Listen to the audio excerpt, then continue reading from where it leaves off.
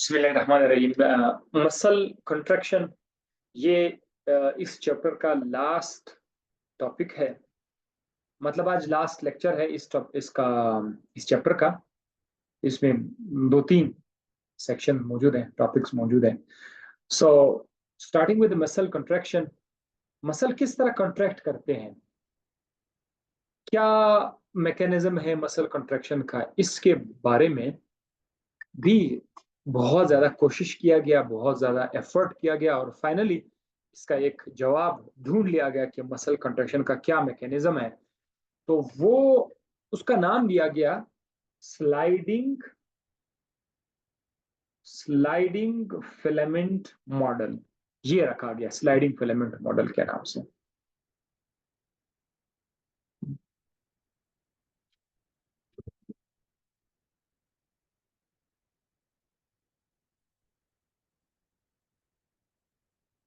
Sliding filament model कहता क्या है, इसको आज हम देखते हैं। अच्छा, इससे पहले आपके जहन में कुछ बातें पहले से स्टोर हो गई होंगी, पहले से पड़ी होगी, ठीक है। I band, A band, thin filament, thick filament, M line, Z line, ये सब कुछ आपके जहन में पहले से होगा, हम पढ़ चुके हैं। क्योंकि अगर वो मॉडल आपके जहन में नहीं है, I band, A band, sarcomere, Z line, H zone, फिर यहाँ थोड़ी मुश्किलात होगी। चलो मैं कोशिश करता हूँ कि थोड़ा सा रिपीट कर लूँ, कोई इशू नहीं है। इधर जाना पड़ेगा।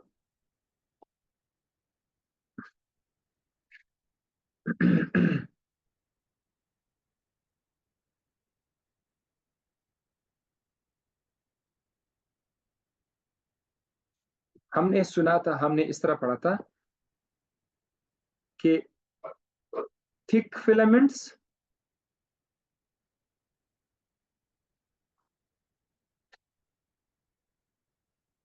ये है थिक फिलामेंट्स, ये क्या बनाते हैं, ए बैंड बनाते हैं, ठीक है। So this is your A band.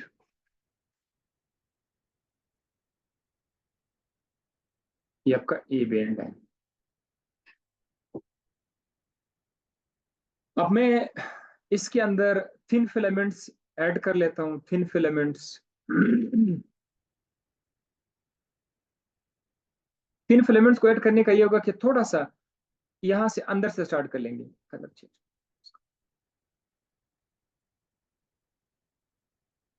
ये ये ये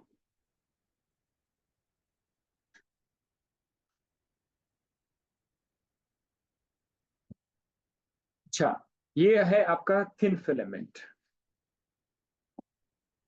इससे कौन सा बैंड बनेगा, इससे बनेगा आई बैंड। अब आई बैंड कहां से शुरू करते हैं, यहां से लेकर यहां तक। ये आपका कौन सा बैंड है, आई बैंड है, I band. This is your I band. इसी तरह लेफ्ट साइड पर भी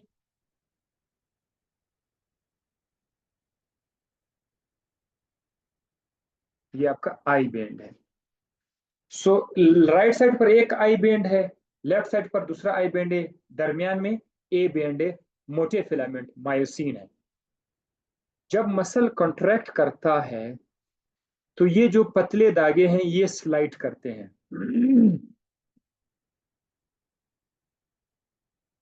पतले धागे, पतले धागे स्लाइड करते हैं, पतले धागे स्लाइड करते हैं, मोटे धागे नहीं। मोटे धागे उनको उनके ऊपर फोर्स लगाएंगे, मोटे धागे उन पर फोर्स लगाएंगे। स्लाइड कौन करेगा, पतले धागे पास करेंगे, ठीक है। जैसे कि ये उंगली है, अब यहां से आप देख सकते हैं। अगर मैं कहूं कि ये नीचे वाली जो उंगली है ये मोटे धागे हैं, ऊपर वाली उंगली जो है ये पतले धागे हैं, तो होगा क्या कि पतले धागे जो है वो मूव करेंगे आगे पीछे, ठीक है। जो मोटे धागे हैं वो मूव नहीं करेंगे, मोटे धागे उन पतले धागों को मूव कराएंगे। चलो, ये पॉइंट था। इसमें जेड लाइन क्या था, आई बेंड के दरमियान जो लाइन था, आई बेंड के दरमियान एक लाइन था, आई बेंड के दरमियान एक लाइन था, यहाँ से एक लाइन है और इस आई बेंड के दरमियान भी एक लाइन है। इसको भी जेड लाइन कहा जाता है, इसको भी जेड लाइन कहा जाता है, बीच में जो आई बेंड के अंदर है। और ये जो जेड और जेड के दरमियानी फासला है इसको कहते हैं सार्कोमियर। यहां तक ये आपके जहन में पहले से पड़ा हुआ है, ठीक है, सब कुछ है। अब जब ये कंट्रैक्शन स्टार्ट होगी तो कंट्रैक्शन में क्या क्या होगा, आई बेंड छोटा होगा या बड़ा होगा, कौन सा बेंड छोटा होगा, ये अब आपको मैं बता देता हूँ, ठीक है। इसके अलावा इस पर भी जरा गौर कर लीजिए कि ये जो मोटे धागे हैं,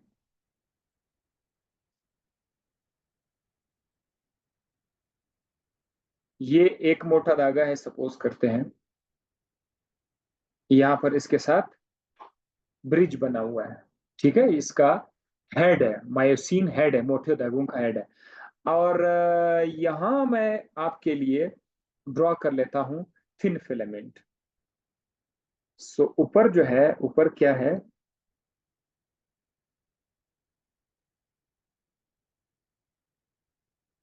ये आपके थिन फिलामेंट है, ठीक है। सो मैं इधर लिख लेता हूं THIN, थिन फिलामेंट। ये थिन फिलामेंट है, ऊपर थिन फिलामेंट है, नीचे जो है वो थिक फिलामेंट है।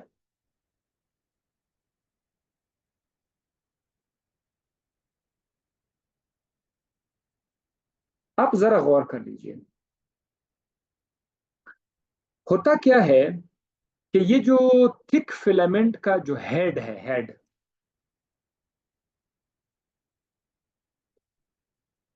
दिस इज द हेड, इसने अपने आप को अटैच करना है थिन फिलामेंट, जो पतले धागे हैं उनके ऊपर इसने अपने आप को अटैच करना है। अटैच करने के लिए थिन फिलामेंट के ऊपर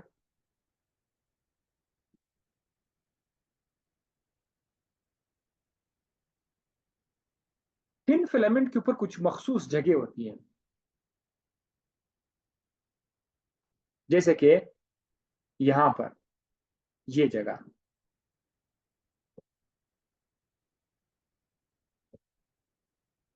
यहां पर मायोसिन का जो धागा है, उसका जो हेड है वो अटैच होता है।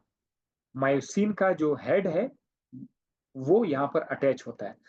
तो इसको मैं क्या नाम दूंगा, इन जगहों का नाम क्या है, ये जो जगह है इनका नाम है myosin binding sites.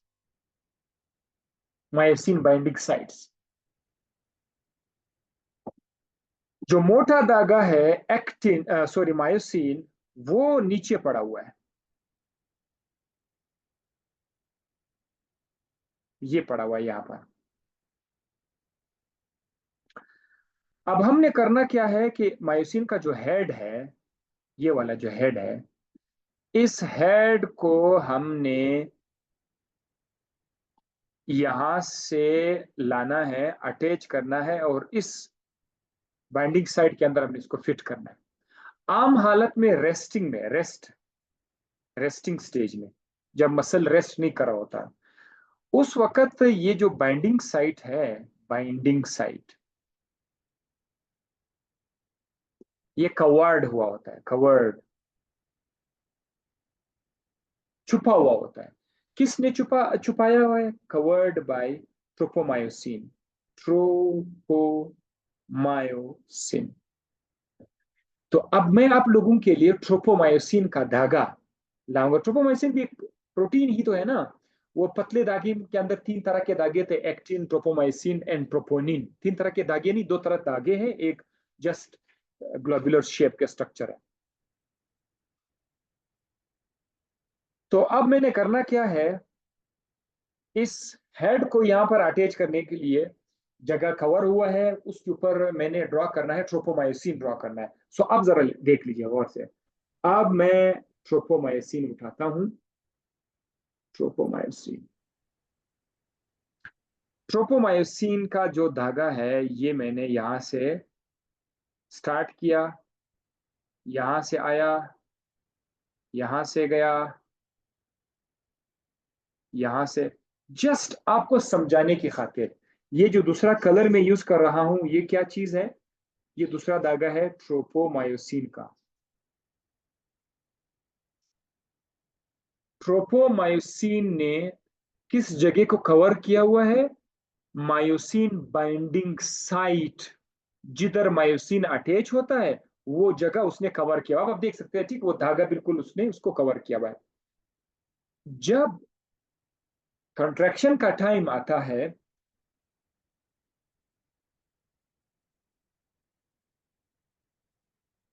Nerve impulse, nerve impulse आ जाएगा, ठीक है, ब्रेन से मसल की तरफ नर्व इम्पल्स आएगा। ये नर्व इम्पल्स आपके मसल सेल के अंदर आ जाएगा। इसकी मजीद तफसील आगे भी है, मैं अब फिलहाल आपको शॉर्टकट बता रहा हूं। मजीद तफसील है, मसल सेल के अंदर आके, मसल सेल के अंदर आके वहां पर कैल्शियम आयंस को रिलीज करेंगे।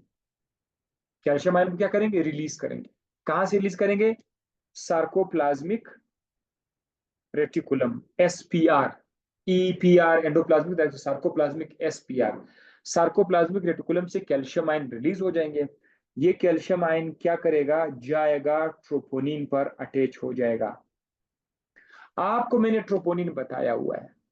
ट्रोपोनिन तीसरा प्रोटीन है थिन फिलामेंट के ऊपर। जो पतले धागे हैं, पतले धागों पर तीन तरह के प्रोटीन है। दो का तो आपके सामने जिक्र हो गया है, डायग्राम भी आपके सामने इस वक्त मौजूद है, दो धागे। तीसरा धागा नहीं है, तीसरा एक यूनिट है प्रोटीन का, उसके अंदर तीन हिस्से हैं, उसका नाम है ट्रोपोनिन। तो मैं ये ट्रोपोनिन यहां से एक और कलर देकर यहाँ यहाँ लिख लेता हूँ, यहाँ से, ये आपके आसानी के लिए कि ये आपका ट्रोपोनिन है। ट्रोपोनिन तीन जगहों के साथ अटैच है, वो भी आप पढ़ चुके हो। दो जगहों के साथ अटैच है, एक्टिन के साथ और ट्रोपोमाइसिन के साथ। ये जो कैल्शियम आयन है, कैल्शियम Ca+ आयन, Ca+आयन, ये कैल्शियम आयन यहां आएंगे, इस ट्रोपोनिन के साथ यहां पर अटैच हो जाएंगे। ये है आपका ट्रोपोनिन। इस ट्रोपोनिन के साथ कैल्शियम अटैच हो जाएगा। अब देखना अब क्या होता है, बड़ा मजा, मजेदार, समथिंग वेरी इंटरेस्टिंग टू से। जैसे कैल्शियम इस ट्रोपोनिन के साथ अटैच हो जाता है, ये पूरा धागा मूव करेगा, ऐसा ट्विस्ट करेगा। पूरा जो थिन धागा है ये इस तरह से ट्विस्ट करेगा, मैं आपको वीडियो में भी दिखा दूंगा। वो ऐसा ट्विस्ट करेगा कि वो जो जगह पहले छुपे हुए थे वो अब जाहिर हो जाएंगे। वो जो बाइंडिंग साइट थे जिसको ट्रोपोमाइसिन ने कवर किया था, अब उसे ट्रोपोमाइसिन का धागा हट जाएगा। वो जगह कवर, वो जगह अब आपको नजर आएगा। कैसे? डायग्राम पे जरा गौर करें। ऐसे,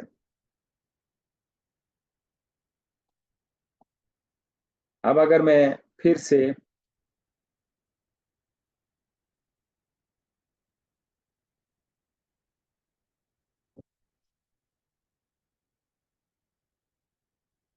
कलर चेंज करता हूँ, वही कलर बना लेता हूँ। चलो कलर,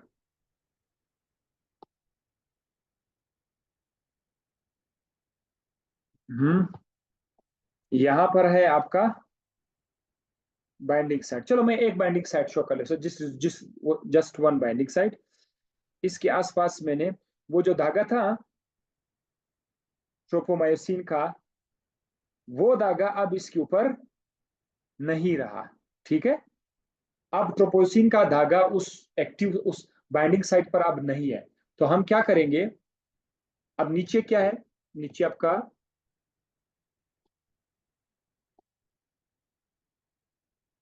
ये रहा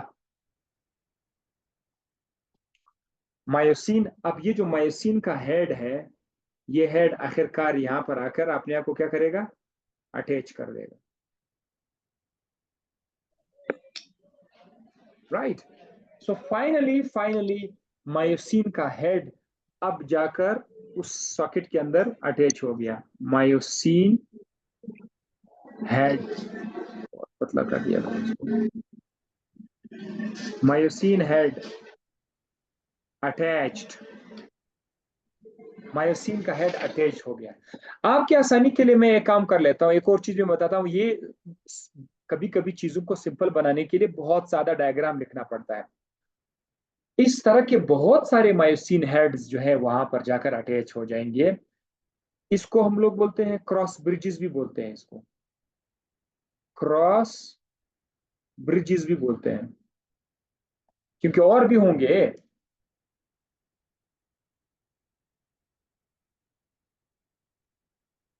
ठीक है, उस एक्टिन फिलामेंट पर और भी जगह होंगे, तो बहरहाल ये जाकर वहां पर अटैच हो जाएंगे।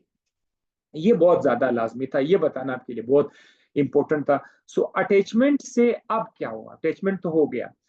अब ये जो मायोसिन हेड है ये अपने आप को क्या करेगा, अपने आप को बेंड कर देगा। यानी वो जो इसके ऊपर जो जो धागा पड़ा है उस धागे को पुश कर देगा आगे की तरफ।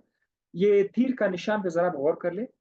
ये जो पतला धागा है ये इस तरफ जाएगा, सब लोग गौर से देखो, ये वाला, ये डायरेक्शन आप देख रहे हैं, ये डायरेक्शन, इस डायरेक्शन में आपका जो मायोसिन का हेड है वो इस धागे के ऊपर अटैच करके इस धागे को स्लाइड कर देगा। धागा मूव करेगा, पतला धागा मूव करेगा। मायोसिन जो मोटे धागे हैं वो मूव नहीं करेंगे, मायोसिन उसको फोर्स देंगे, वो पुश देंगे। तो अब मैं इसका डायग्राम इस तरह यहां पर ऊपर बनाऊंगा, यानी नीचे बनाऊंगा, खैर खैर कोई बात नहीं, या यहाँ बना लेता हूँ, खैर है।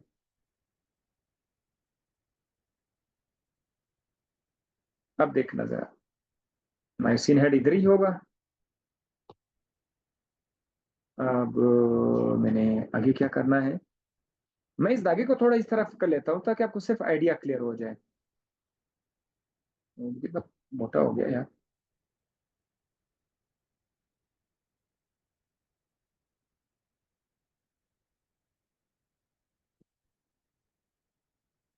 आप सिर्फ इतना देख ले कि वो धागा जो है वो अब आपके लेफ्ट साइड पे मूव कर चुका है, बहुत ज्यादा लेफ्ट साइड पे मूव कर चुका है। और हेड पे जरा गौर कर लीजिए, हेड पे, मायोसिन के हेड्स पे जरा गौर कर लीजिए। ये हेड जो है ये बहुत ज्यादा बेंड हुआ होगा, हेड बहुत ज्यादा बेंड हुआ होगा बनिस्बत इस शक्ल में जब वो बहुत ज्यादा बेंड नहीं हुआ था। इस शक्ल में बहुत ज्यादा ये बेंड हुआ है। हेड बेंट, काफी ज्यादा बेंट हुआ क्योंकि उसने उसको पुल कर दिया हुआ है। तो ये पूरा का पूरा जो धागा है ये आपके लेफ्ट साइड पर स्लाइड करेगा, किसकी मदद से, मायोसिन का जो हेड है उसकी मदद से। ये इस तरह से जाएगा। ये था वो सारा का सारा तरीकेकार जो मैंने आपको एक धागे के साथ बताया। ये सिलसिला सारे धागों के साथ ऐसे होता है, या वहां पर हंड्रेड्स ऑफ थाउजेंड्स ऑफ धागे होंगे, सारे के सारे धागे जो मोटे धागे हैं वो पतले धागों को एक तरफ कर देगा। तो ओवरऑल जो आपका मसल है, मसल में एक चेंज आएगा। किस तरह का चेंज आएगा, उस चेंज पे जरा गौर कर लीजिए। चेंज पे जरा देखिए, व्हाट विल हैपन। ये डायग्राम आप जरा देख सकते हैं। इस डायग्राम को मैं अगर दोबारा बना दूं तो ये ऐसे बन जाएगा। अब आपके जहन में जेड लाइन है, सरकोमेर है। मैं अब ये यही डायग्राम तो दोबारा आपको वो बना लेता हूँ। हाँ, मोटे धागे पहले लेते हैं।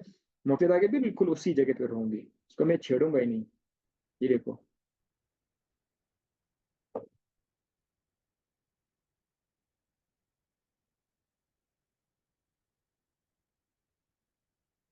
इनका बेन विड्थ बिल्कुल वही होगा।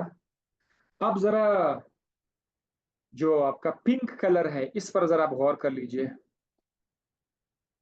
पिंक कलर, राइट साइड वाला पिंक कलर सेंटर की तरफ आएगा। लेफ्ट साइड वाला पिंक कलर यानी राइट साइड वाले पतले धागे और लेफ्ट साइड वाले पतले धागे, ये दोनों एक दूसरे की तरफ आएंगे, एक दूसरे की तरफ आएंगे, ऐसे।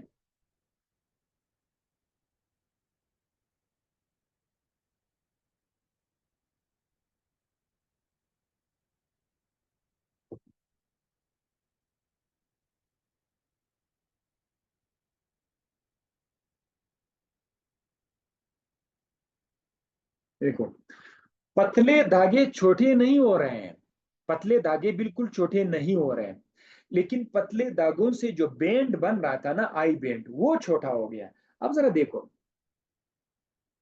अगर ये आपका जेड लाइन हो जाए, अगर ये आपका जेड लाइन हो जाए, सपोज करते हैं, थोड़ा सा उसको और आगे कर लेता हूं, अगर ये आपका जेड लाइन हो जाए यहां पर,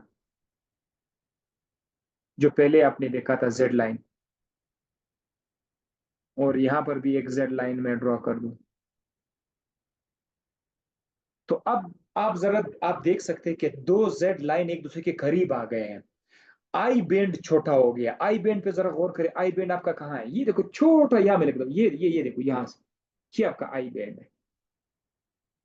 यहां से भी आप देख सकते हैं, ये आपका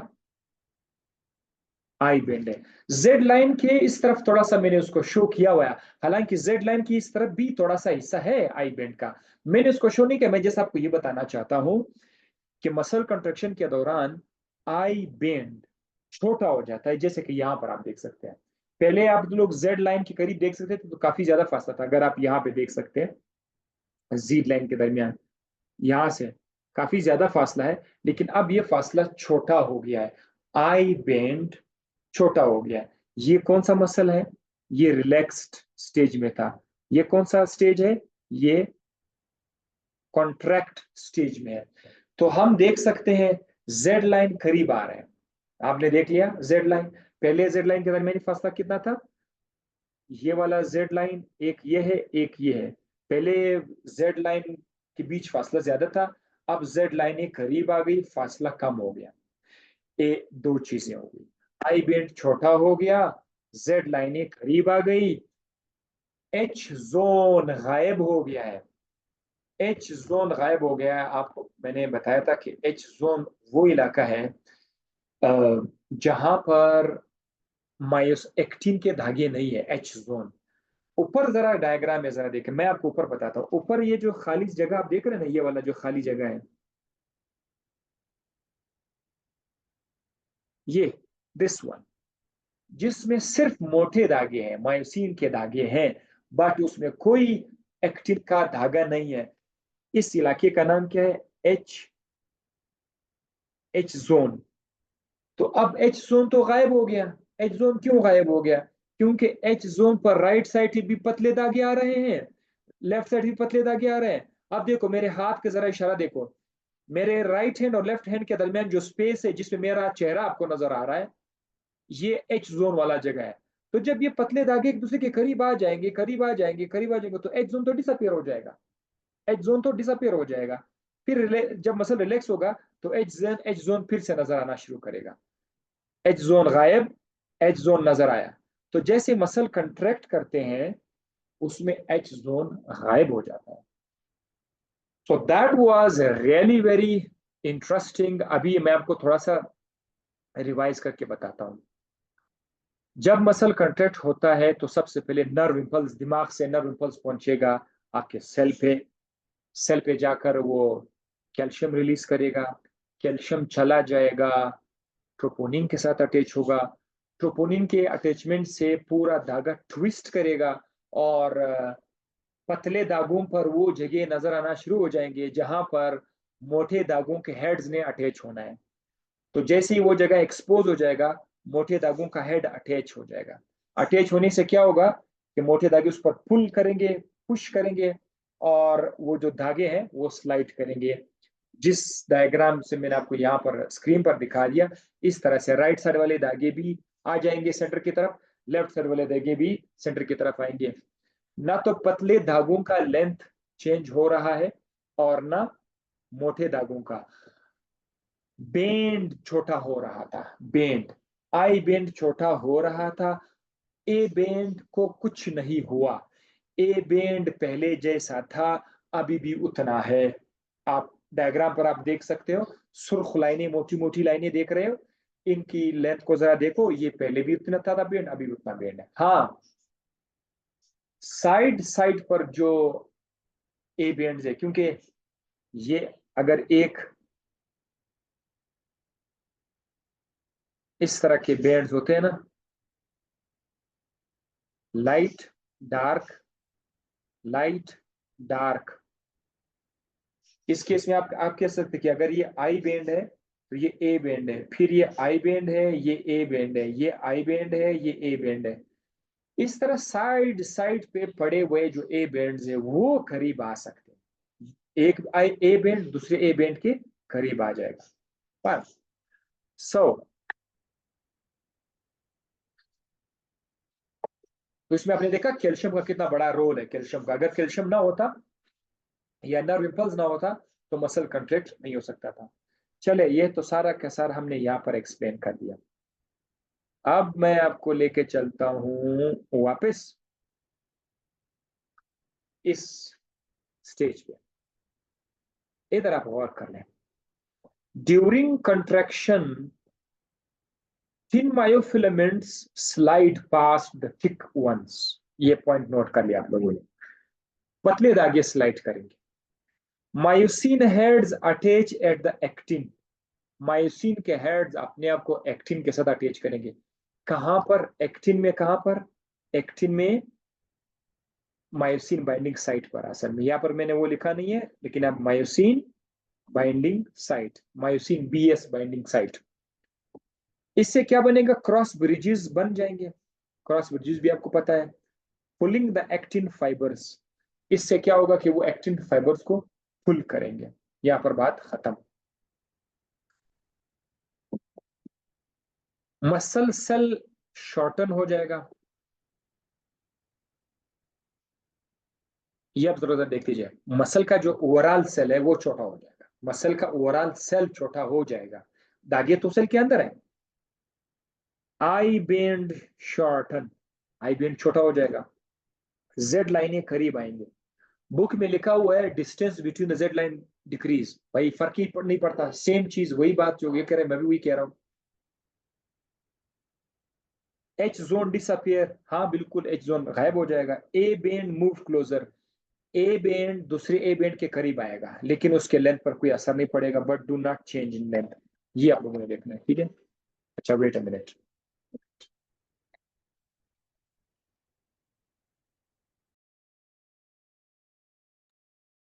okay, it was an important call, right.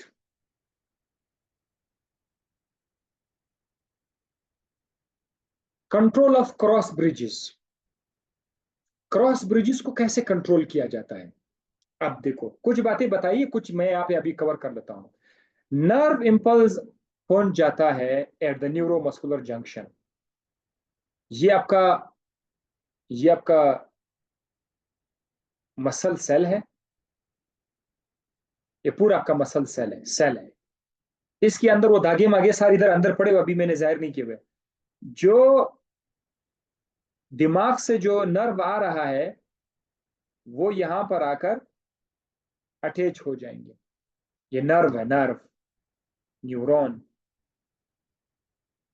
जिस जगह पर ये न्यूरॉन मसल के साथ अटैच हो जाता है वहां पर जो जगह है उसका बताया है neuro muscular junction, NMJ, neuro muscular junction. ये यहां पर आया। अब ये जो नर्व इंपल्स है ये सेल मेम्ब्रेन को क्रॉस करता हुआ अंदर की तरफ आएगा। आपको पता है कि सेल मेम्ब्रेन अंदर की तरफ एक ट्यूब बनाता है। उस ट्यूब का आपने क्या नाम रखा था? टी ट्यूब्यूल आपने रखा था ना, उसका नाम टी ट्यूब्यूल। ये टी ट्यूब्यूल है। टी ट्यूब्यूल के इस साइड पर भी सार्कोप्लाज्मिक रेटिकुलम है और इस साइड भी सार्कोप्लाज्मिक रेटिकुलम है। सार्कोप्लाज्मिक रेटिकुलम के अंदर छोटे छोटे गेट्स होते हैं, गेट्स। वो गेट्स मतलब सुराख है, वो खुल जाते हैं। गेट का मतलब कोई चीज जो बंद है। जैसे ही ये नर्व इंपल्स आ जाता है वो गेट खुल जाते हैं। तो मैं इस सार्कोप्लाज्मिक रेटिकुलम का जो डब्बा मैंने आपके सामने लिखा हुआ है, इधर मैं छोटा सा सुराख बना लेता हूँ। ये गेट है, ठीक है, वो कैल्शियम गेट्स है, कैल्शियम गेट्स। ये ओपन हो जाएंगे। जब ये ओपन हो जाएंगे तो यहां से कैल्शियम आयंस बाहर आ जाएंगे, यहां से कैल्शियम आयंस बाहर आ जाएंगे। जाहिर है बाहर तो साइटोप्लाज्म है ना, सार्कोप्लाज्म है। तो सार्कोप्लाज्म के अंदर तो आपको पता है पतले धागे हैं। पतले धागों के ऊपर आपको पता है ट्रोपोनिन है। तो यहां से कैल्शियम आयन जाकर ट्रोपोनिन पर अटैच हो जाएंगे। ठीक है, अब जरा देख लीजिए, सार्कोलिमा, सार्कोलिमा से टी ट्यूब्यूल में जाएगा नर्व इम्पल्स, टी ट्यूब्यूल्स से नर्व इम्पल्स की वजह से सार्कोप्लाज्मिक रेटिकुलम में गेट्स खुल जाएंगे, कैल्शियम गेट्स ओपन हो जाएंगे, कैल्शियम वहां से रिलीज हो जाएगा और वो कैल्शियम ट्रोपोनिन के साथ अटैच हो जाएगा, जिसकी वजह से पूरा धागा ट्विस्ट करेगा, एक्सपोज करेगा मायोसिन बाइंडिंग साइट्स। मायोसिन के बाइंडिंग साइट्स नजर आएंगे फॉर मायोसिन हेड। अब जाहिर है मायोसिन हेड तो इंतजार कर रहा है, वो फौरन जाकर उसके साथ अटैच हो जाएगा। Pulling actin due to stored energy in the head. Myosin के हेड में एनर्जी है, ताकत है, वो ताकत कहां से है मैं बताऊंगा। उस पावर की मदद से वो एक्टिन को, धागे को स्लाइड करेगा and releasing phosphate in ADP. जब इसको पावर मिल जाएगा, ये धागों को स्लाइड करेगा, उसके बाद ये फॉस्फेट और एडीपी को छोड़ देगा। ये मैं आपको बता दूंगा कैसे छोड़ देगा, जब थोड़ा सा वेट कर लीजिएगा। बट आप याद रखिएगा, ये पी क्या है, फॉस्फेट है, एडीपी क्या है, एडेनोसिन डाइफॉस्फेट है। ये एटीपी था, जब एटीपी टूट जाता है तो सब फॉस्फेट और एडीपी बन जाते हैं।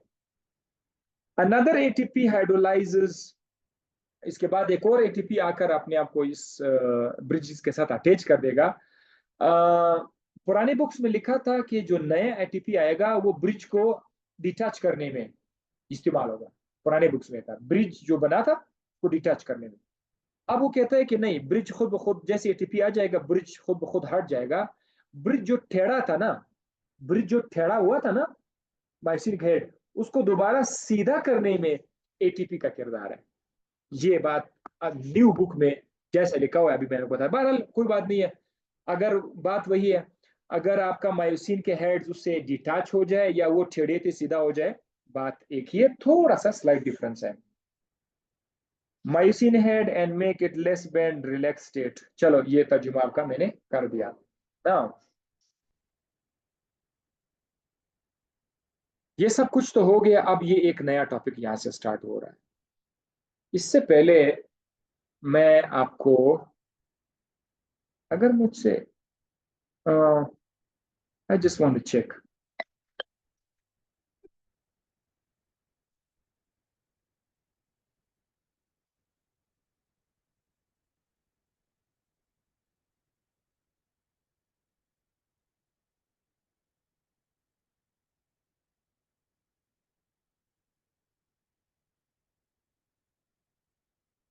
let me check something.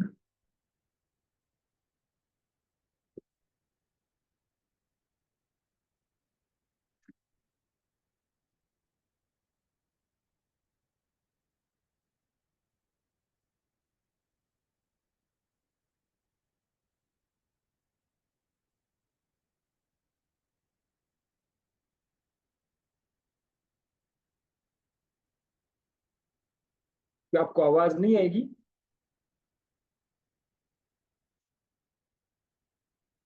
चलो मैं आपको इसका लिंक भेजूंगा। Is not a big deal, right? So this is not a big deal, let me just search now, right? ये मैं आपको लिंक भेज दूंगा, ओके, इट्स ओके। इससे क्या होगा कि